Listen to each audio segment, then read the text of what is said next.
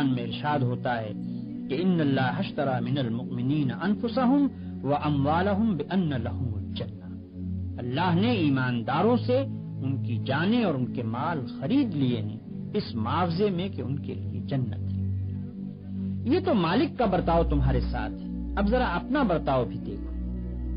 جو چیز مالک نے تم کو دی تھی اور جس کو مالک نے پھر تم سے معاوضہ دے کر خرید بھی لیا، اس کو غیروں کے ہاتھ بیچتے ہو، نہایت ذلیل معاوضے لے لے کر بیچتے ہو۔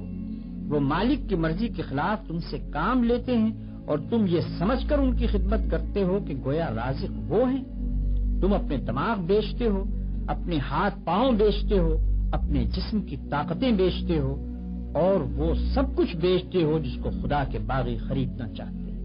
اس سے بڑھ کر بد اخلاقی اور کیا ہو سکتی ہے؟ بیچی ہوئی چیز کو بیچنا قانونی اور اخلاقی جرم ہے۔ دنیا میں اس پر دغابازی اور فریب دہی کا مقدمہ چلایا جاتا ہے۔ کیا تم سمجھتے ہو کہ خدا کی عدالت میں اس پر مقدمہ نہیں چلایا جائے گا؟